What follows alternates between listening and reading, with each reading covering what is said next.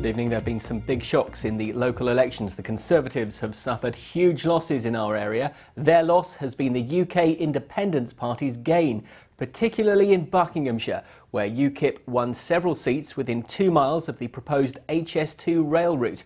Well, Emma Vardy has been following the results minute by minute for us throughout the day. The colours on the map are changing, Emma. That's right. Until today, our region had been a sea of blue with all our county councils under Conservative control. But this morning brought the first shift in power. Now in Gloucestershire, the Tories lost overall control for the first time in 8 years on this authority. Then, this afternoon, a greater shock.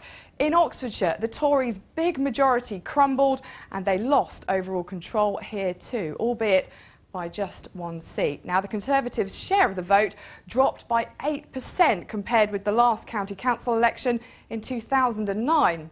Labour, though, made gains. Their overall vote went up by 3%. Now, as we move east, we can see Buckinghamshire is still Conservative as the party kept control here, but they've lost votes. Their share of the vote down by 8%. And it's UKIP which is celebrating. The party mounted a big campaign in Buckinghamshire and it paid off. Their vote was up 13% and the party got its first ever councillors onto this authority, winning 6 seats. Yay! This was the breakthrough they dreamed of. UKIP won a significant presence on Buckinghamshire County Council.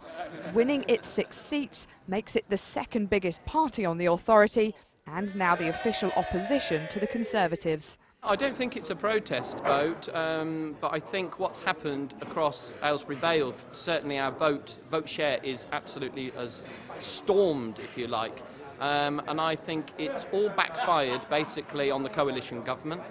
And was this a key reason for their success? Much of UKIP's campaigning in Buckinghamshire has been on a single issue, opposing the government's plans to build a high-speed rail line. The Conservatives remain in control of this authority, but blame the tough economic cuts for their decline.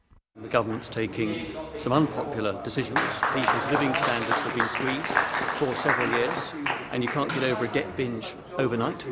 And there was also some strong feeling about immigration too. A bigger blow was dealt to the Conservatives in Oxfordshire. Once a Tory stronghold, this county now has a hung council.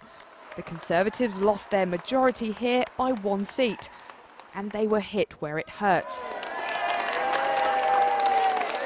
On the Prime Minister's home turf, Labour took Witney Central from the Tories.